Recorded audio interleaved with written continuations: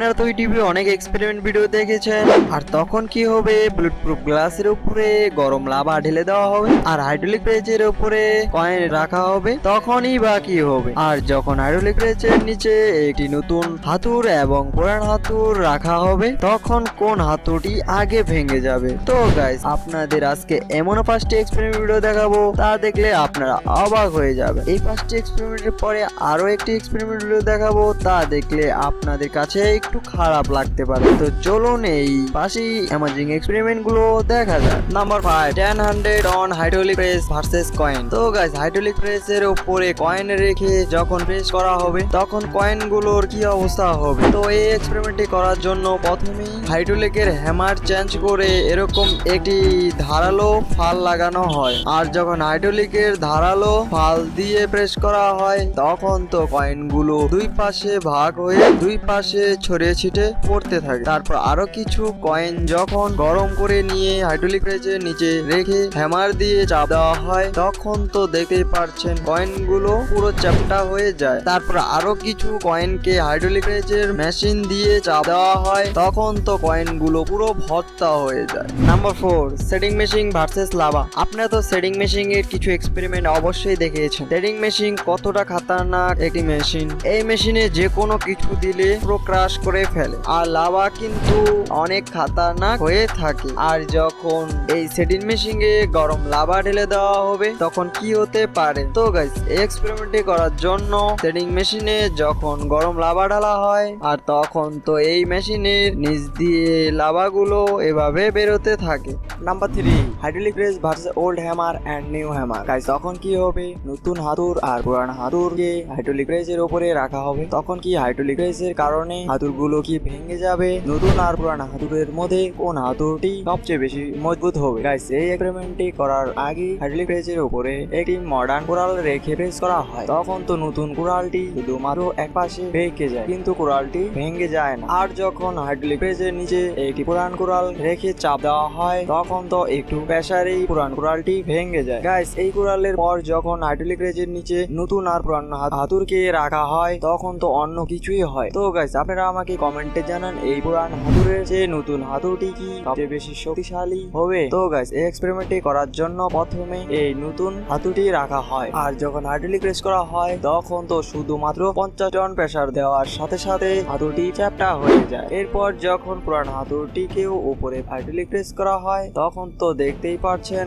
100 ton pressure দেওয়ার পরেও পুরান হাতুড়টি কিছুই হয়। Number 2, lava versus bullet proof glass. Guys, আপনারা কি কখনো এরকম এক্সপেরিমেন্ট দেখেছেন যে এক্সপেরিমেন্টে কাচের উপরে লাভা ঢালা হয়েছে, আর তখন কি হবে, কাচের উপরে লাভা ঢালা হবে, তখন কাচের কি অবস্থা টাইনে হবে। এরকমই এই এক্সপেরিমেন্ট করা হয়েছে। তো প্রথমেই মেটেলকে গলিয়ে লাভা বানানো হয়েছে। তারপর এক্সপেরিমেন্টটি করার জন্য প্রথমেই নরমাল গ্লাস গুলোর উপরে লাভা ঢালা হয়। আর লাভা ঢালার সাথে সাথে উপরে দুটি গ্লাস টুকরো টুকরো হয়ে যায়। তারপর যখন আরো লাভা ঢালা হয়, তখন তো সবগুলো গ্লাস ভেঙে পড়ে যায়। তারপর যখন ফায়ার স্টেশন গ্লাসের উপরে লাভা ঢালা হয়, তখন তো প্রথমত কিছুই হয় না। আর যখন অতিরিক্ত গরম হয়ে যায়, তখন উপরের লেয়ারটি পুড়ে ফেটে যায়। আর যখন নিচের লেয়ারটি দেখা হয়, তখন তো দ্বিতীয় পাশে কিছুই হয়। আর আমরা তো বুঝতে পেলাম ফায়ার স্টেটেড গ্লাস কতটা হিট সহ্য করতে পারে।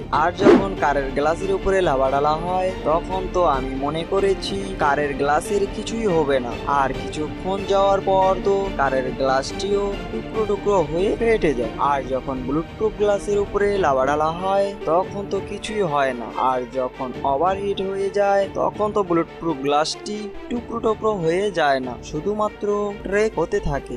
আর যখন লাভাগুলো ঠান্ডা হয়ে যায়, তখন এই লাভাগুলো গ্লাসের উপর থেকে সরানো হয়, তখন তো শুধু গ্লাসটি হালকা পুড়ে যায়। আর গাইস, এই বুলেটপ্রুফ গ্লাস এত মজবুত যে আপনি যদি বুলেটপ্রুফ গ্লাসের উপরে কিছু দিয়ে আঘাত করেন, তাও বুলেটপ্রুফ গ্লাসের কিছুই হবে না।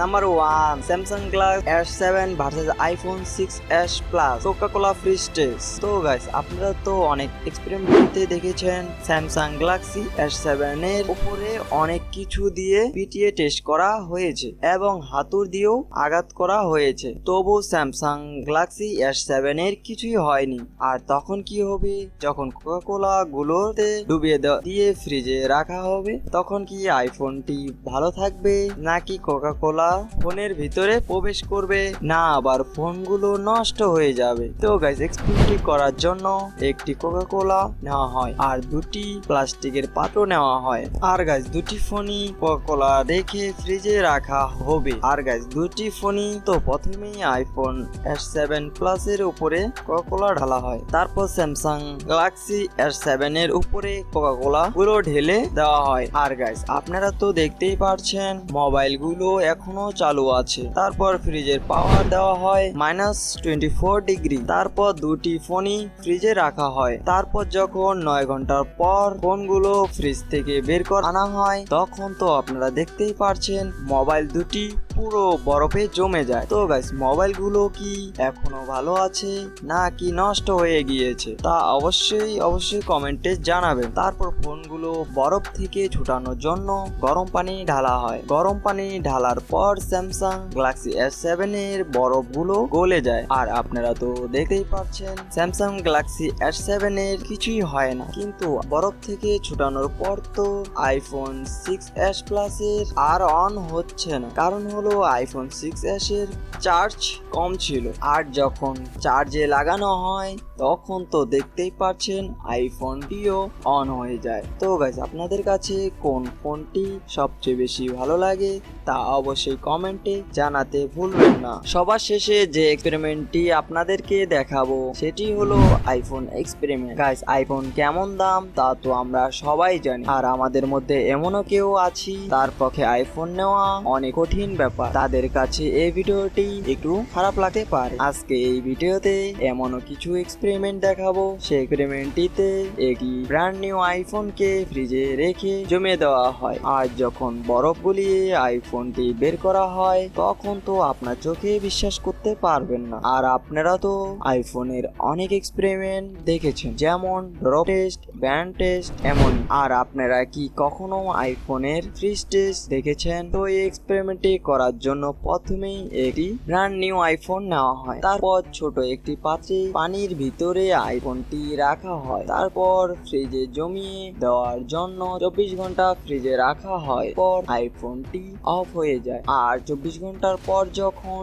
এই আইফোনটি ফ্রিজ থেকে বের করে আনা হয় তারপর তো আপনারা দেখতেই পারছেন আইফোনটি পুরো বরফে জমে যায়। তারপর যখন বরফগুলো গলিয়ে আইফোনটি বরফ থেকে বের করার পর যখন অন করা হয়, বরফে থাকার পরেও আইফোনটি অন হয়ে যায়, আর আইফোনটি বরফে 24 ঘন্টা থাকার পরেও ঠিকঠাক চলতে থাকে। আর আপনি তো এই ভিডিওতে বুঝতেই পেলেন আইফোনের এত কেন মার্কেটের দাম বেশি হয়ে থাকে। তো গাইস এই ছিল আজকের 5টি অসাধারণ এক্সপেরিমেন্ট। এই 5টি এক্সপেরিমেন্টের মধ্যে আপনার কাছে কোন এক্সপেরিমেন্টটি সবচেয়ে বেশি ভালো লেগেছে তা অবশ্যই কমেন্টে জানাবেন। ভিডিওটি যদি আপনার কাছে ভালো লেগে থাকে তাহলে ভিডিওটিতে একটি লাইক করে দিবেন। চ্যানেলে নতুন হলে অবশ্যই চ্যানেলটি সাবস্ক্রাইব করে পাশে থাকা বেল আইকন ক্লিক করে রাখবেন। দেখা হবে নতুন আরেকটি ভিডিওতে, আর ততক্ষণ পর্যন্ত সবাই সুস্থ থাকবেন, ভালো থাকবেন। আল্লাহ হাফেজ।